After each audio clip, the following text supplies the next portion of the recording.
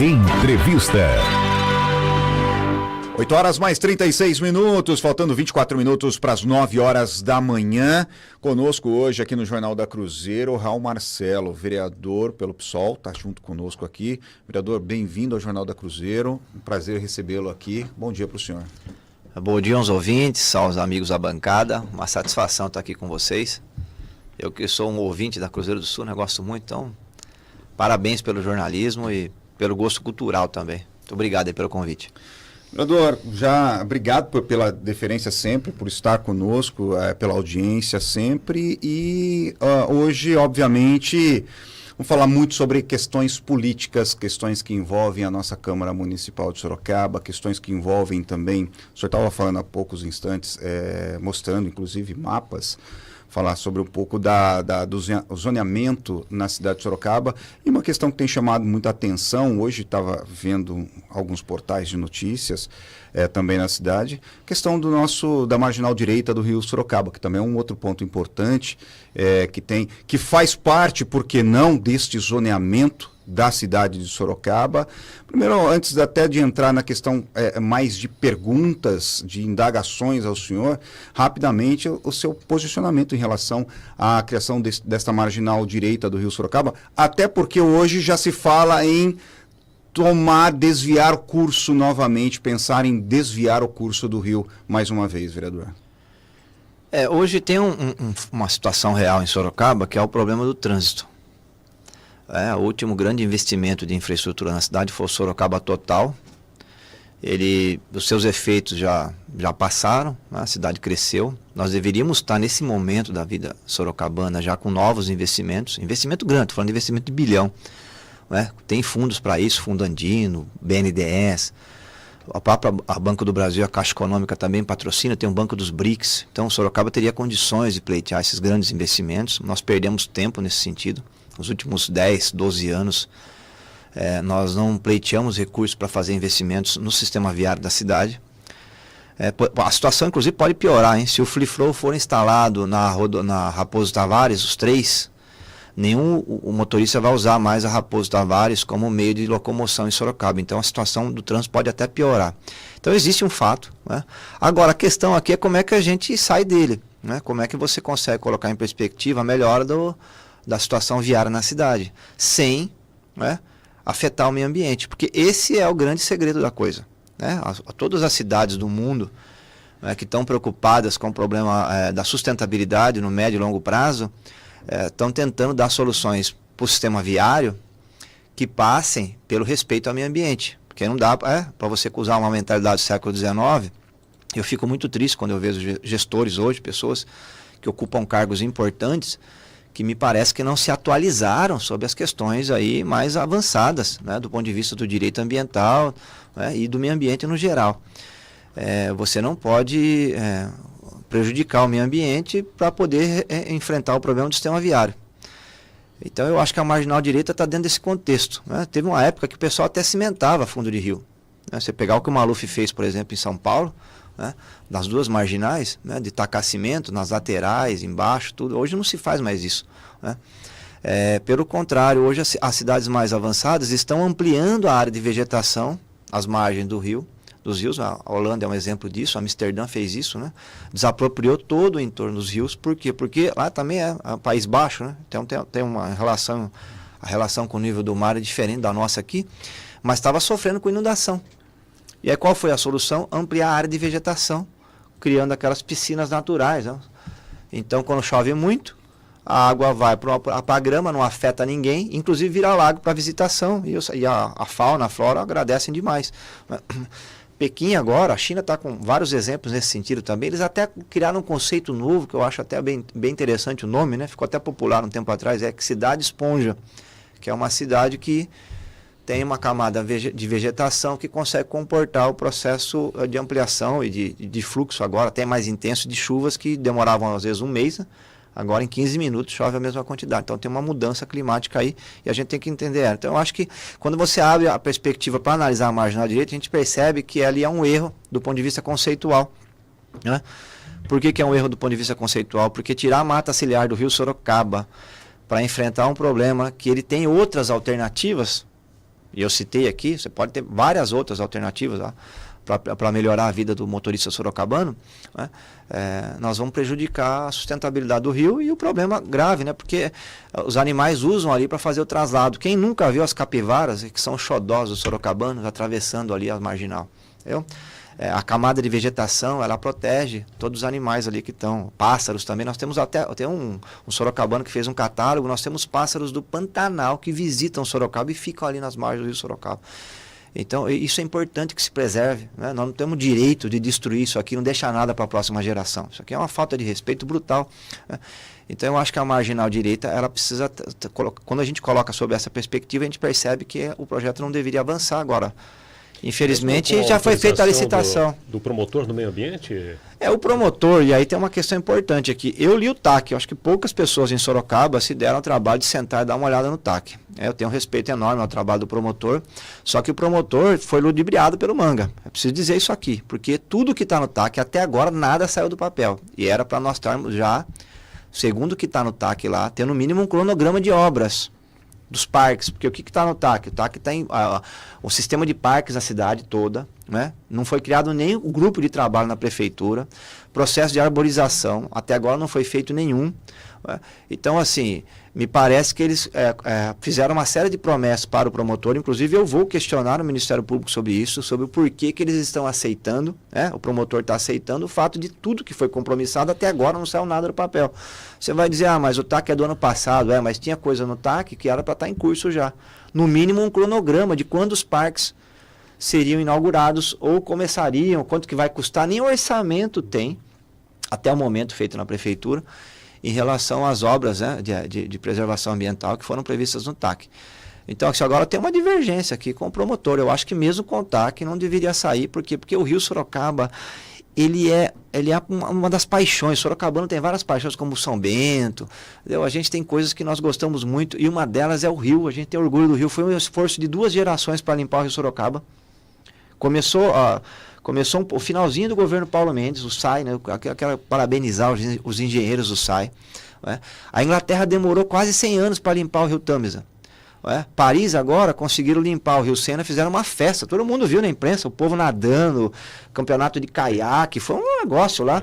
Também 80 anos, Sorocaba em 40, entendeu? Nós conseguimos limpar, hoje tem 2% só de esgoto, que é de esgoto e poluição do rio, que é basicamente aquela região das casas mais antigas ali, Barcelona, tal, que ainda tem esgoto clandestino, mas tem uma técnica para poder avançar nesse sentido. O SAI conhece ela, está estudando inclusive.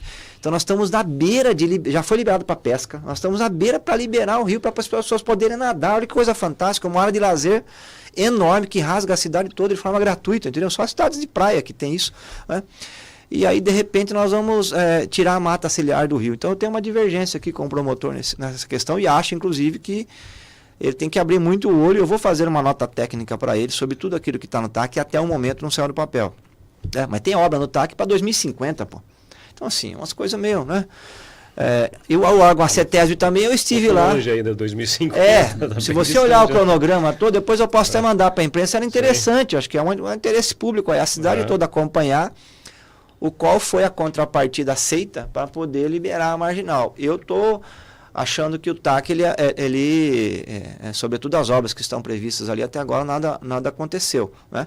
Enfim, mas mesmo que eu acho que não deveria ter, né? A preservação do rio é importante, até porque tem outras soluções para o sistema viário, e eu citei a principal delas aqui. O Sorocaba Total já se esgotou, foi uma grande obra, importantíssima, um anel viário fantástico, né?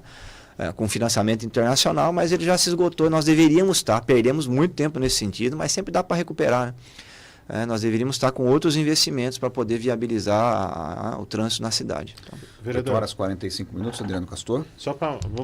Vou mudar só um pouco o assunto, só um pouco, porque como a gente falou da marginal, mas eu queria falar a respeito, nós lemos aí na última quinta-feira, uma ação que o senhor está entrando contra o plano diretor da cidade de Sorocaba, né? Houve toda aquela confusão, aquela correria, o plano diretor foi votado em um mês, eu lembro muito bem, foi votado no dia 28, 29 de dezembro, 2 dias depois, então vocês estavam tomando posse.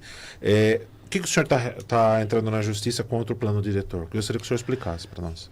Então, o plano diretor, eles começaram a ser obrigatórios a partir dos anos 2000 no Brasil, né?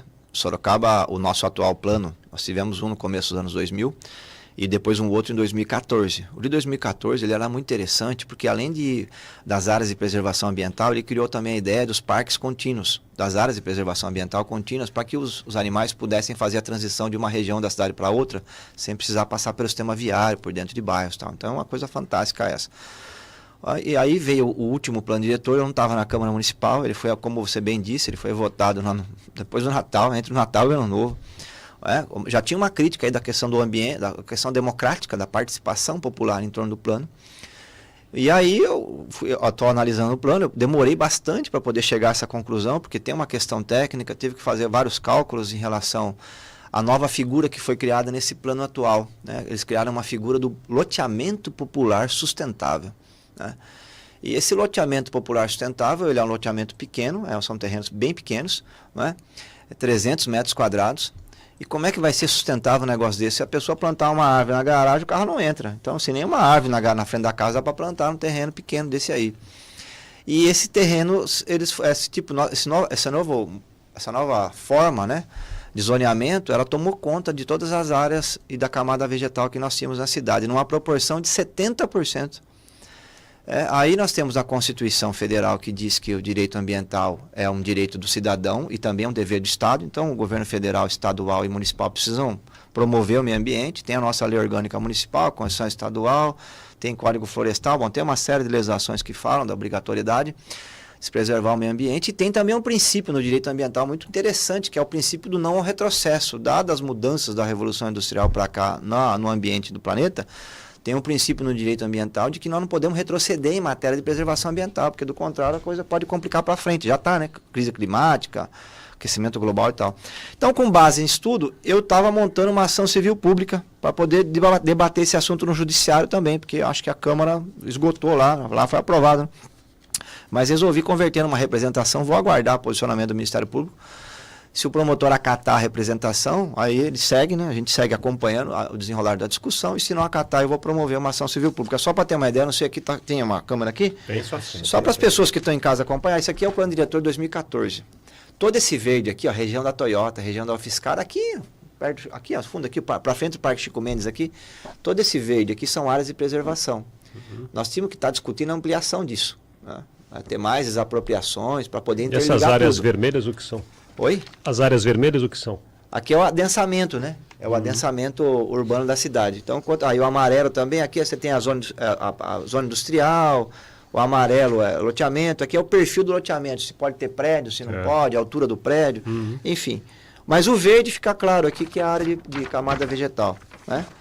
Aí o plano diretor tem várias corzinhas ali, mas é o tipo de zoneamento que você pode. Esse é de 2014? Esse aqui é o de 2014. Aí quando você vai ver o atual, que foi votado no Natal, o azul, pessoal... Presente de Papai Noel? O azul eram áreas de camada vegetal que se transformaram em loteamento... Eu olho na figura anterior, tem uns 8, 9, 10 partes aí em verde. Aí nessa nova figura que você está me mostrando, eu estou vendo 4. Reduziu. É isso? É essa a proporção da redução. É isso que o senhor está questionando. Toda a região da Toyota vai virar loteamento. E é uma loucura, porque não tem avenida, né, para sustentar. Quem já pegou a Itavovu 4 horas da tarde sabe do que eu estou falando. Então, assim, eles fizeram a liberação do loteamento. Uma coisa, olha, eu vou dizer aqui, viu, que eu estou velho de Sorocaba já, acompanho aí, ó, vocês também, né, eu acompanho desde o Paulo Mendes quando era no Movimento Estudantil. Sim. Se do amadorismo que fizeram aqui, porque se libera o loteamento, você vai piorar a situação do trânsito, entendeu? Então você tinha que manter a área de preservação lá e já ter investimentos viários ali. Só tem a Avenida Itavovu e a Avenida Ipanema para ter acesso. Então, assim, 70% da camada vegetal da cidade foi retirada. O horto florestal não tem mais nada, tá? Já está tudo cheio de loteamento, prédios baixos. A região da UFSCar também, a especulação já chegou. Então, assim, a gente precisa ter uma reflexão. Tudo bem. Você quer cimentar a cidade inteira? É uma visão política. Só que as pessoas precisam saber desse caminho que a cidade está trilhando. Porque quando eu fui vereador no começo dos anos 2000, nunca recebi uma diretora de escola pedindo um ar-condicionado. E um diretor de posto de saúde pedindo um ar-condicionado. Você vai lá no gabinete agora, no escritório, na rede de educação é unanimidade. Né? Todo professor fala que é impossível a partir de novembro, até comecinho de março, que agora mudou o clima, mas Sorocaba era esse clima aqui nos anos 90. Sempre foi uma cidade, um clima mais ameno, tendendo para o gelado. Quem é mais velho de Sorocaba sabe disso. Agora não está, pô. O prédio, né? O prédio ele é uma resistência de chuveiro. Cada apartamento tem 3 ar-condicionado, tirando o ar gelado e jogando ar quente. Então você tem que ter um nível de planejamento da cidade, porque do contrário, você libera aqui, tem que gastar o dinheiro público do outro lado, investindo ou no sistema viário, ou também o problema das inundações, né? Porque você tira a camada vegetal, a água vai para onde? Então a gente volta no problema anterior que eu abordei aqui do plano diretor.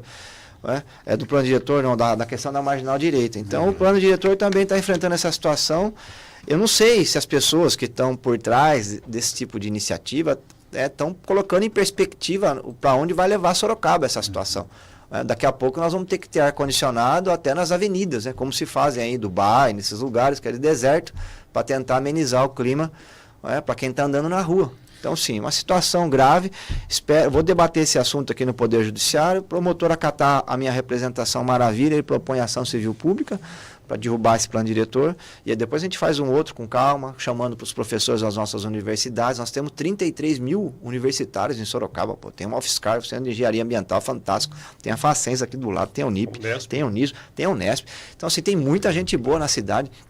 Chama com tempo, porque para colocar essa questão do planejamento da cidade a longo prazo, porque do contrário, interesses econômicos imediatistas acabam se sobrepondo ao interesse coletivo de longo prazo, tá? São 8 horas mais 52 minutos, nós estamos conversando com o vereador Raul Marcelo, vereador pelo PSOL, aqui no Jornal da Cruzeiro. Vamos fazer uma breve menção dos nossos apoiadores culturais, vou pedir para o vereador aguardar um segundinho só e a gente já retoma essa questão, esse bate-papo com o vereador Raul Marcelo.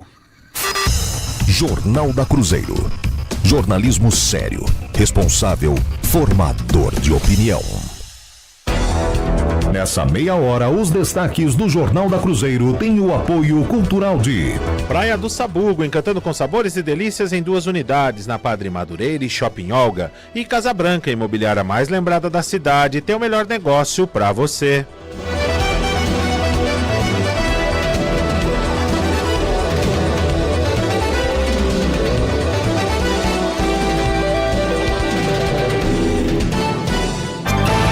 Acompanhe o Jornal da Cruzeiro ao vivo de onde estiver através de nosso aplicativo. Para baixar o app basta acessar a loja virtual do seu aparelho ou cruzeirofm.com.br. As principais notícias de Sorocaba, do Brasil e do mundo ao alcance da sua mão. Cruzeiro FM, número 1 em jornalismo, também no seu smartphone.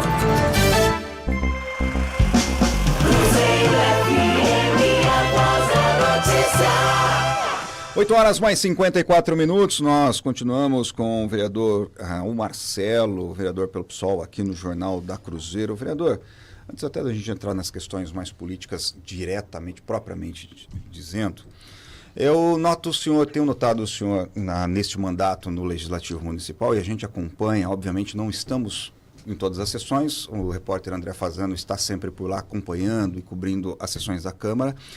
Mas o que eu noto e acompanhando a Câmara e a política de Sorocaba, o senhor, de algum tempo para cá, um vereador o senhor já foi muito mais combativo, o senhor já foi muito mais incisivo na Câmara Municipal, ainda que tenha passado também pela Assembleia Legislativa, em outros momentos. E hoje, acompanhando aqui entrevistas e os materiais que o André tem disponibilizado, o senhor com uma fala um pouco mais tranquila, a impressão que se dá é que o senhor tem pensado mais, está pensando mais para falar, para trazer a sua opinião, para trazer os seus... O que mudou no Raul Marcelo desde o início, quando começou lá com os movimentos estudantis, para o Raul Marcelo hoje? Obviamente a maturidade vai trazendo essa experiência, mas o que mudou principalmente nesta forma? O senhor que disputou uma eleição com Caldini Crespo, foi uma eleição muito acirrada, também muito combativo naquele momento.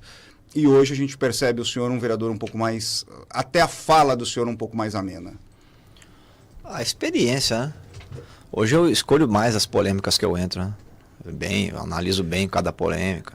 Desculpa, vereador, eu vou ter que cortar o senhor. Dá para escolher polêmica para entrar? Ah, dá. É porque tem umas polêmicas que, assim, às vezes não tem uma certa repercussão na vida do sorocabano, né? Entendi. Tem muita polêmica na Câmara que elas são muito circunscritas ao plenário ali, né?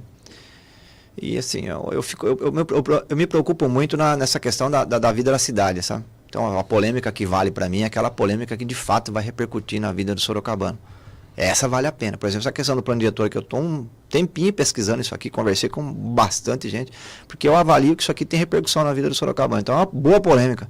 Isso aqui eu vou longe nela, né? Você vai ver, isso aqui eu já fiz a discussão na Câmara, depois vou no Judiciário, se precisar vou até o STF aqui com essa questão. Então, assim, hoje eu escolho bem as polêmicas que eu entro. Então, aquele dia a dia ali do parlamento, que tem muita discussão, né? Se discute tudo ali, né? Então, desde questões partidárias, até questões nacionais e tal.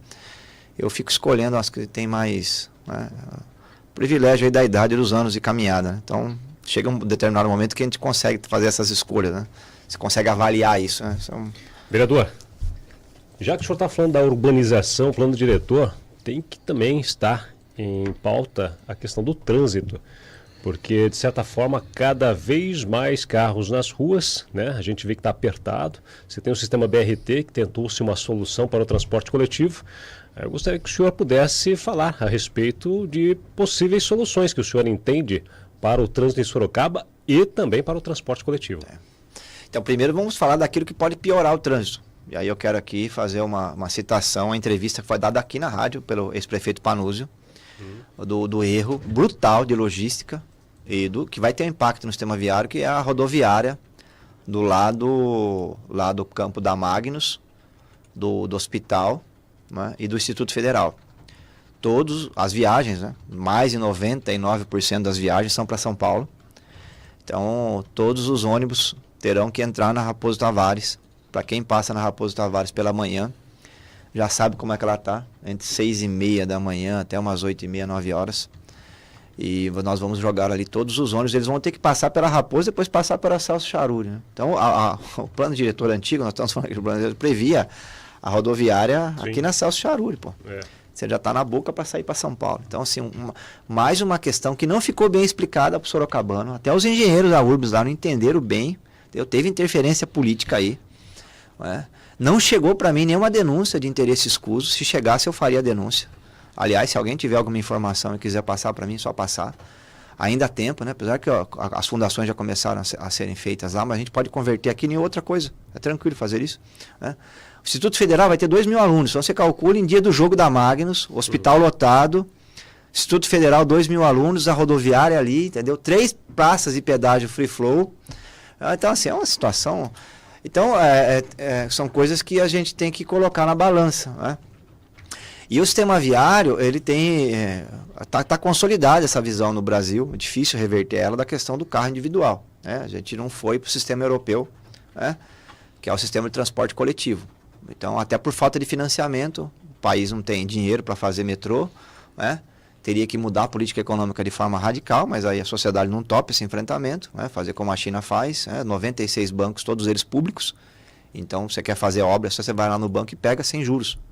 Aí fica fácil para as prefeituras trabalharem. Aqui no Brasil, quem está no cartão de crédito sabe que eu estou falando aí 450% para rodar os juros do cartão. Então, e até para as prefeituras também é difícil emprestar dinheiro para fazer obra de infraestrutura. Então, a gente tem uma dificuldade imensa de levantar dinheiro para poder fazer as obras de infraestrutura, que seria uma solução de médio prazo, né? Rasgar as cidades médias aí todas, aí com VLT, com metrô, trens, veículo leve sobre trilho, por aí vai, não temos dinheiro. Então, nós temos que tentar arrumar soluções pontuais. Eu acho que o fato de o Sorocaba Total não ter tido continuidade é uma situação que nos complicou bastante. Sobretudo para o acesso ali para a nova zona industrial. Eu acho que é o maior ponto hoje, né, de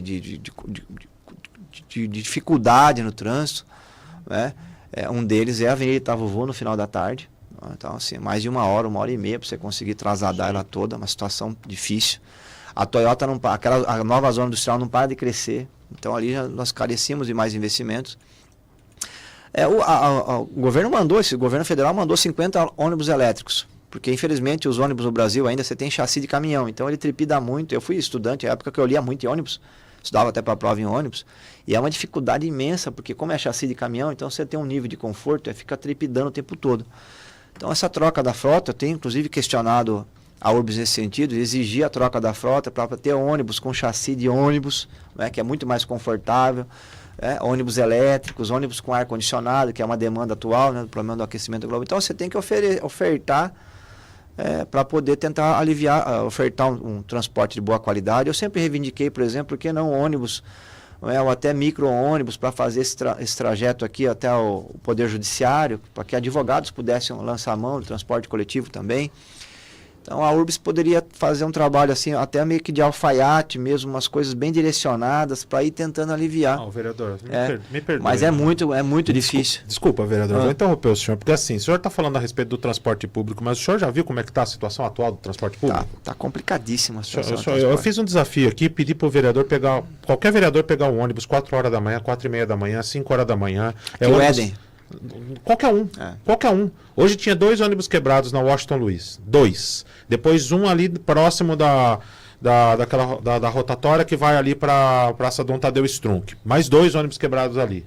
É ônibus que fica pingando goteira lá dentro. Desculpa, vereador, quando o senhor pede para ter um ônibus aqui para advogado, aumentou o valor da tarifa do estudante, agora deu isenção para o estudante, mas qual que é a qualidade do ônibus que o estudante vai pegar? Os senhores vereadores estão vendo essa situação? Vocês estão andando, vendo o ônibus? É uma das maiores denúncias que a gente tem na Câmara. São 33 linhas de ônibus cortadas. Então, sim. Então, hoje a URBS não consegue nem manter uma frota cobrada às empresas, que é o maior contrato da cidade. Nós estamos falando de um contrato de R$1 bilhão. A manutenção de ônibus novos circulando. Né? E olha que eu tenho boa relação, inclusive, com o pessoal que é trabalhador do sistema de transporte. Eu recebo reivindicação todos os dias. A frota nossa está envelhecida, né? Os ônibus elétricos que chegaram são apenas 50, então num universo aí de centenas de ônibus. E só faz o expresso. Então você precisava ofertar, mas o problema do trânsito é isso, você tem que ofertar um trânsito de qualidade no transporte coletivo para poder ir ao longo do tempo retirando as pessoas do transporte individual. Agora, se você não faz isso, também, e não faz obra de sistema viário de infraestrutura, a situação é essa. Nós estamos hoje marcando o passo na questão do sistema viário de Sorocaba. E eu concordo contigo, assina embaixo. Acho que a gestão da URBS hoje... Agora, num projeto, só para finalizar aqui, num processo ideal de gestor da URBS, você teria... Qual que é a função dele ali durante o dia, semana inteira? Era buscando alternativas para poder diminuir o trânsito em todos os pontos da cidade. Entendeu? E aí entra, você tem um exemplo aqui, um exemplo extremo, né? Bem pitoresco e pequeno. Mas só para colocar a importância de você ter ideias sendo colocadas em prática o tempo todo a partir da URBS. Né? Mas hoje o problema, me parece que essa questão está passando longe lá, está bem longe mesmo, nem conseguir fiscalizar a troca da frota aí está sendo feita. Né? Então, é isso que, pegando o gancho aí do Castor, e aproveitando sua resposta, os vereadores têm condições. Aliás, até faz parte do papel do vereador fiscalizar. Aliás, o transporte coletivo precisava ser fiscalizado em loco, né, pelos vereadores também. Mas há muita ingerência do prefeito Rodrigo Manga sobre a Câmara? Olha, o prefeito Rodrigo Manga, a situação dele é bem complicada, né? Eu sinceramente não considero ele mais dentro do debate público em Sorocaba, no debate político, porque ele hoje é uma pessoa que vai ter muita dificuldade de pensar o planejamento de Sorocaba, porque ele praticamente ele passa o dia dele inteiro reunido com os advogados. Essa é a verdade. Só para que a pessoa tenha uma ideia aqui da situação do Manga hoje no Tribunal Regional Federal da 3ª Região, se o Manga for condenado lá por todos os crimes que estão lá, são mais de 160 anos de prisão, entendeu? Isso é uma coisa... 160 anos de prisão que o Ministério Público está pedindo para o Manga, Mas entendeu? que crimes são esses? Só de lavagem de dinheiro tem 4. Aí tem chefiar quadrilha, crime organizado, entendeu? Corrupção passiva e ativa, fraude em licitação, falsificação de documentação pública. Então, assim, e já está o processo rolando. Então, o Manga já está indicando testemunhas e vai se debater com isso aí. E a qualquer momento o Ministério Público pode pedir novamente o afastamento dele, entendeu? Então, assim, situação do Manga, como para pensar, por exemplo, sentar lá com o presidente da URBS e falar, olha, vamos ofertar modalidades alternativas ao sistema de transporte, precisa estar com cabeça para fazer isso, né?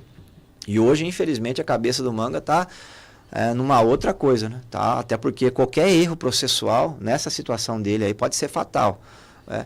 Ele teve o afastamento dele, eu vi o pessoal dele comemorando na internet que eles conseguiram habeas corpus. Na verdade, o habeas corpus que ele conseguiu no STF foi só para antecipar a volta. Ele ficou afastado 6 meses, né? E ele conseguiu antecipar o afastamento para 5 meses. Então estão falando, eles estão dizendo na internet, o Manga vai ser agora discutido. O habeas corpus dele não tem nem materialidade mais, porque já se passaram 6 meses. Então é só uma questão pro forma lá no STF. Vence hoje. Entendeu? Então, é uma questão. Vence hoje. Então, é uma questão pro forma, porque o STF vai discutir o quê? O habeas corpus já passou o prazo de afastamento de 6 meses. Essa não é uma questão. A questão dele é o processo que já se iniciou no Tribunal Regional da Terceira Região, que aí aí é pesadíssimo. Não é? A Polícia Federal não ficou 2 anos aqui em Sorocaba à toa, entendeu? Investigando a situação da administração municipal. Só a empresa da mulher dele lá, 2Ms Comunicações, pegou do mote quase R$1 milhão, pô. Tá de brincadeira, né?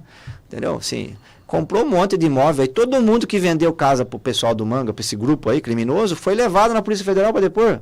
Entendeu? Pode trazer aqui, a parte importante, o Manga não pode falar com as testemunhas, porque teve um monte de funcionário público aí que denunciou isso aí tudo, né? E tem mais 2 inquéritos ainda, não é só o dinheiro da UPA do Éden, que já seria o bastante, não é, para o afastamento até definitivo dele na minha avaliação. Mas tem também mais 2 inquéritos lá no Tribunal Regional Federal, um do saque de dinheiro na boca do caixa, que é uma coisa assim que eu nunca tinha visto na vida. Diz que sacavam dinheiro no caixa da prefeitura, entendeu? Assim, R$1.000, R$2.000, 1.300 saques. Aí tem um inquérito, a Polícia Federal segue apurando essa situação, e a situação do SAI, né? Que o motivo, inclusive, o que ensejou a decisão de afastar o Manga foi o contrato de uma empresa do SAI, que é uma empresa investigada aí no esquema também de lavagem de dinheiro, corrupção e fraude à licitação. Então você tem mais 2 inquéritos. E agora eu pedi, né, o GAECO aceitou a denúncia para investigar também todas os contratos, né, que foram feitos no SAI sem licitação. Depois que o Manga assumiu, não tem mais licitação no SAI. Já são 200 milhões em contratos emergenciais lá, que é um negócio também, entendeu? É por isso que explica que empresa terceirizada lá faz o que o prefeito pede. Porque não tem licitação, a empresa não tem segurança. O prefeito fala, abre um buraco. Sim. A empresa corre na hora abrir, porque não tem contrato, o contrato não venceu a licitação, entendeu? Se não, o contrato emergencial é assim, a hora que o prefeito quiser, ele liga lá para o diretor e tira a empresa e põe outra no lugar. Então, assim, é uma situação bem complicada, por isso que eu acho que, do ponto de vista do planejamento, sistema viário, essas coisas todas da cidade, elas estão meio prejudicadas por conta da cabeça difícil. Uma pessoa que está nesse grau aí de confusão jurídica, está com as contas bloqueadas, é importante o kit robótica. Viu, vereador? O senhor falou do buraco, o senhor também fez uma representação a respeito do buraco. Eu estou acompanhando bem o SAI, tá? O SAI tem muito engenheiro antigo ali, que eu tenho relação, né? São pessoas concursadas. O SAI também é uma coisa que o Sorocabano sempre teve no alto conceito, tanto é que nunca teve o debate de privatização do SAI em Sorocaba, nunca ninguém teve coragem de cogitar isso, dado a paixão que o Sorocabano tem e o respeito pela autarquia, porque de fato não são poucas cidades no Brasil que têm praticamente toda a cobertura de saneamento, né, com tratamento de esgoto, que foi um esforço enorme de financiamento, todos nós pagamos essa conta aí, né? Todas as estações de tratamento de esgoto, se não me falha a memória, são 8, agora começou lá com o Renato Amari, e a limpeza do Rio Sorocaba. Então, assim, é uma autarquia que de fato é muito potente ela, e eu estou acompanhando bem porque está difícil de ter licitação lá dentro da autarquia hoje, né? E aí nós chegamos, o Manga tá com essa preocupação, que eu queria entender, porque ele já é prefeito, né? A pessoa e por que esse desespero de ficar fazendo vídeo? Ele não é youtuber. Queria que um psicólogo sentasse com o Manga e fizesse essa pergunta para ele, sério mesmo agora, que eu não estou brincando não, porque assim, você é jornalista. Sim. Sou professor jornalista, está trabalhando aqui na rádio, entendeu? Que você vai, vamos se dedicar a essa questão, você quer abrir uma outra profissão, abrir com uma outra legal, mas seja transparente. Então, fala, pessoal, eu dedico tanto tempo do meu aqui para ser ainda mais um cargo importante como prefeito, né? Poxa, grande parte das coisas que acontecem na autoridade da cidade. Aqui eu sei, que eu vou dizer aqui, bastidor da prefeitura, né? O Manga gasta quase 4 horas o dia dele em reunião para pensar vídeo, pessoal. A reunião de segunda-feira, que era para ser de planejamento da semana, importante que o Sorocabano saiba aqui, fazer um alerta aqui para todo mundo, entendeu? Estão brincando com a gestão da cidade. A reunião da segunda-feira, que você imagina que é do secretário, sempre foi, né? Desde o Paulo Mendes, desde o Flávio, Teodoro. Segunda-feira de manhã reúne com o secretário. Aí o secretário de Educação fala, a escola lá quebrou o telhado, precisa de dinheiro para consertar, entendeu? Tem uma lei nova aí, da auxiliar de educação, prefeito, como é que nós vamos resolver isso aqui? Aí vem o cara da FUNSERV, problema lá no financiamento da FUNSERV, aí vem o diretor do SAI, choveu, aí vem o cara da Urbs, ó, o ônibus tá velho, tem reclamação, precisa trocar, precisamos... O prefeito pega ali, encaminha, aí pega o secretário de finanças, fala, tem dinheiro para resolver isso aqui? Não tem para resolver tudo, mas tem, vamos fazer um planejamento aqui. Sim. E é isso aí a segunda-feira. Segunda-feira é reunião para ver como é que vai fazer o vídeo. É com a comunicação da prefeitura, entendeu? Aí faz a programação da semana, grava o vídeo na segunda, aí tem que mobilizar todo mundo no Zap, porque os funcionários têm que compartilhar, os 500 funcionários de indicação política, tem os 300 que é de livre nomeação, mas tem os que não são, que são concursados, que ocupam o cargo de chefia. Todos no Zap para promover o vídeo do prefeito. Tem que compartilhar e comentar lá, entendeu? E senão é cobrado. É uma coisa de doido que virou a administração pública em Sorocaba. É importante que as pessoas saibam isso aqui. Então aí sai o vídeo na segunda, aí passou a terça, a quarta planeja para fazer o próximo. Entendeu? Então assim, o prefeito tem que ser honesto e chegar para a opinião pública e falar, pessoal, é o seguinte, eu quero ser youtuber, é meu sonho de infância, é um direito dele, é um cidadão brasileiro, ele vive, então eu vou dividir, eu ganhei a prefeitura, legal, muito obrigado, eu ganhei a eleição, muito obrigado, mas eu queria avisar a vocês que eu vou dividir meu tempo, entre metade do dia é prefeito e metade é youtuber. Até porque a política não é para sempre e tal, então um dia eu vou ter que voltar para ganhar o pão e aí eu vou ser youtuber.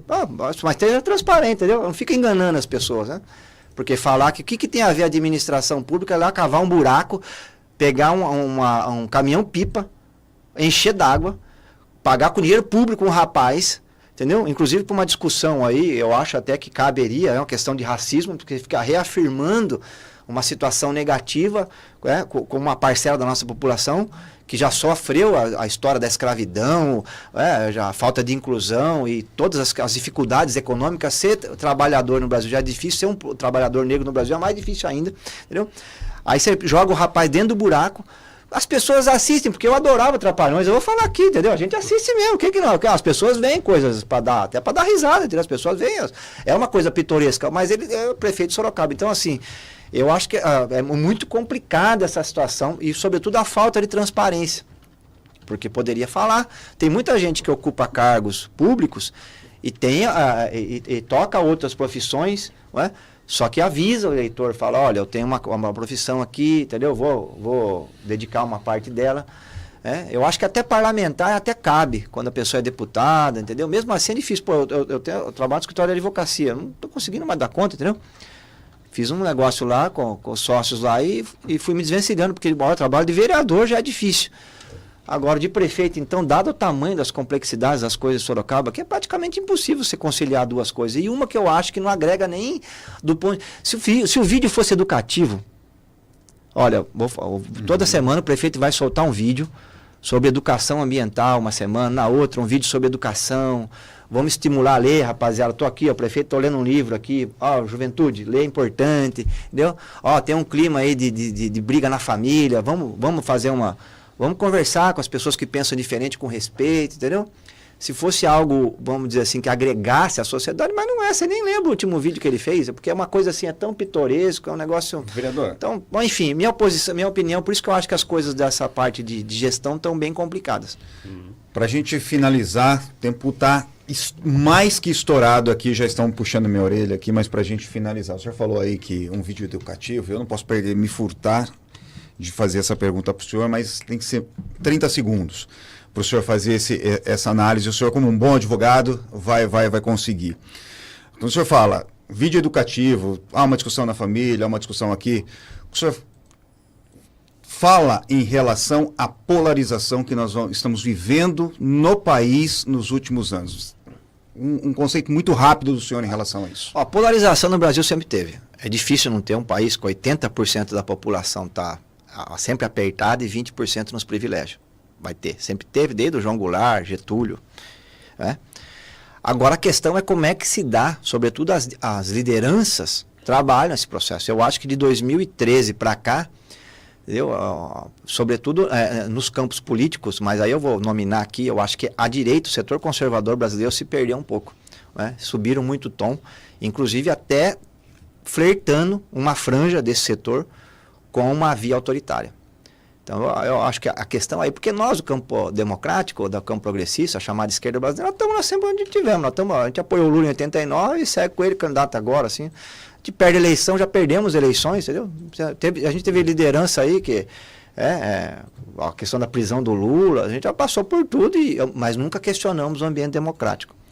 Eu acho que a discussão ela pode até ficar ríspida, pode ficar dura, mas ela tem que estar dentro do guarda-chuva da democracia. Por quê? Porque fora da democracia não tem solução, entendeu? Não tem nenhum país aí que consiga se desenvolver fora da democracia, entendeu? Aí você vai falar, mas a China é autoritária. Não, a China tem um partido lá que tem quase 200 milhões de filiados, as pessoas participam também. Trocam as lideranças, tem prefeito que vai preso, muda, troca Tem um tipo de democracia lá diferente, não é igual a nossa aqui, mas não é um ambiente fechado completamente, entendeu? Um ambiente fechado completamente, você sufoca tudo. Então, o ambiente democrático ele é de fundamental importância e eu gosto mais da nossa democracia aqui. Aqui essa é completamente aberta, né? Diferente da chinesa, que eu acho que é um pouco fechada, mas apesar de eu reconhecer que tem participação lá, mas eu acho que a nossa aqui é mais interessante, porque qualquer um participa da vida pública no Brasil, isso é fantástico. Qualquer um quiser montar um partido aí, monta, se filia, sai candidato, tá tudo certo. Eu acho que o nosso caminho aqui é mais interessante. Agora, nós temos que ir a confiar nesse caminho e manter ele.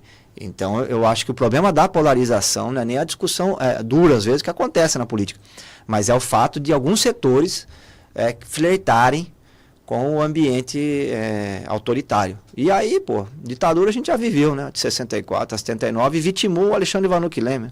Por ele estar participando de um grupo de discussão na USP, no curso de Geologia, com 20 anos, achavam que ele era terrorista, né? Prenderam o rapaz, né? Foi torturado por questionar, por debater educação na faculdade. Então, o reino da arbitrariedade não nos leva a lugar nenhum. Então, eu acho que nós precisamos ter essa garantia, né? Talvez depois dessa eleição aqui a gente volte a ter, de fato, no Brasil, uma polarização, vamos dizer assim, saudável, né? Que seja dura. Estamos discutindo a vida do povo brasileiro, no fundo é isso, né? Para onde o país vai, para onde Sorocaba vai, é uma discussão importante. Na cidade de 800 mil habitantes, você tem que falar. Quem tem posição tem que pôr na mesa, tem que pôr com firmeza, com convicção. Só que respeitar o resultado das urnas, eu acho que isso que é o fundamental para nós, porque fora disso não tem solução, nem a imprensa fica livre, né, no ambiente democrático, né? Então é isso. 9 horas mais 18 minutos, agradecendo mais uma vez ao Marcelo, vereador pelo PSOL, hoje conosco aqui no Jornal da Cruzeiro. Vereador, obrigado mais uma vez, uma boa semana e que maio seja um mês produtivo acima de tudo. Com certeza, quero mandar um abraço aqui a toda a direção da Fundação Cultural Cruzeiro do Sul e um abraço aqui ao presidente, o Gerdi Rodrigues da Silveira. E parabéns aqui a todos os membros da bancada, satisfação rever alguns aqui. E um bom dia especial a todos os ouvintes da Cruzeiro do Sul. Tem muito bom gosto aí pra música, né? Eu gosto muito aqui. Música popular brasileira tá sempre forte aqui, né? Então eu gosto demais. Satisfação falar com vocês. Espero ter contribuído aí com o esclarecimento de alguns pontos aí para a cidadania sorocabana. 9 horas 19 minutos. Conversamos então com Raul Marcelo, vereador aqui na cidade de Sorocaba.